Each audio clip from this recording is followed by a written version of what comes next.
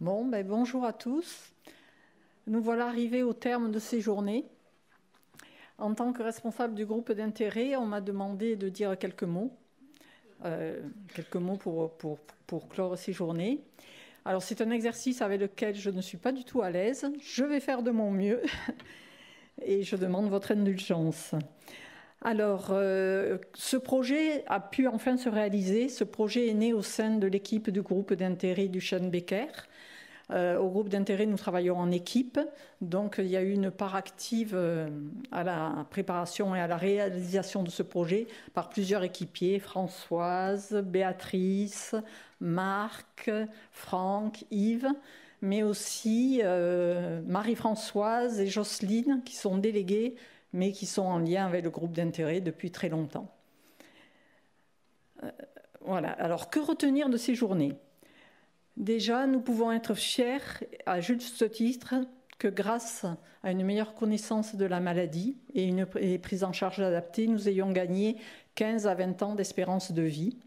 Cependant, nous avons pu constater, au travers des ateliers, que de nombreux dysfonctionnements apparaissent à l'âge adulte, qui étaient peu connus chez l'enfant, et ces dysfonctionnements demandent à être explorés et partagés pour aboutir à une meilleure prise en charge. Alors, je vais revenir sur quelques aspects médicaux. Je ne vais pas passer en revue tous les ateliers, ça serait trop long. Et puis, je n'ai pas pu assister à tous, donc je n'ai pas forcément la visibilité sur tous aujourd'hui. Nous avons vu que les atteintes du muscle lisse entraînent des dysfonctionnements au niveau de la fonction urinaire, de la fonction digestive, et d'où l'importance d'associer dans les consultations pluridisciplinaires ces spécialités urologues et gastro-entérologues. Ensuite, effectivement, je me suis mis un petit encart là, l'accent a été mis sur d'autres aspects autres que médicaux qui sont tout aussi importants.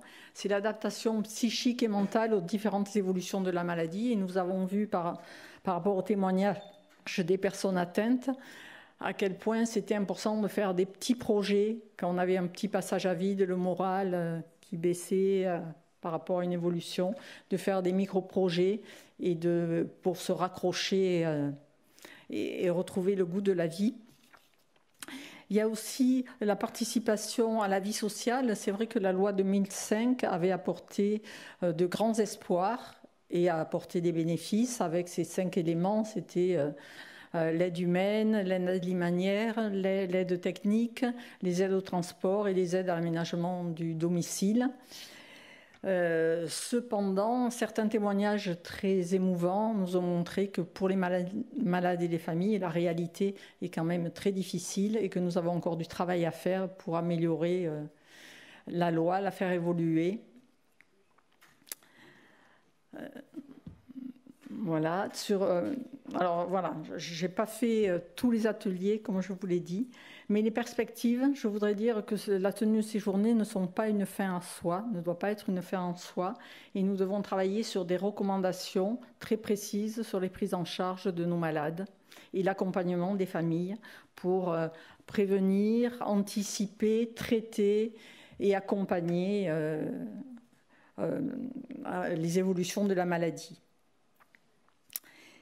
Je voudrais adresser des remerciements tout d'abord aux malades et familles qui ont accepté de témoigner et qui ont enrichi les débats au cours des ateliers. Je voudrais remercier aussi les cliniciens qui ont participé tout au long de ces journées, qui nous ont apporté leur expertise et qui ont écouté la parole des malades et des familles. Je vais remercier particulièrement toutes les équipes de l'AFM qui ont assuré la logistique pour que ces journées se déroulent au mieux. Ces dernières semaines, c'est vrai que c'était la ruche un peu effervescente dans tous les services pour nous aider à arriver au bout de cet événement.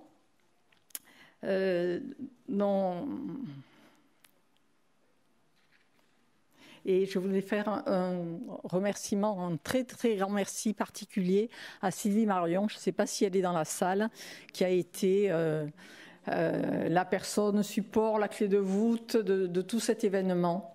Merci Sylvie. Et je voudrais remercier tous les participants à ces journées qui nous ont... Ça a été très riche et merci à vous. Je vais passer le mot de la fin.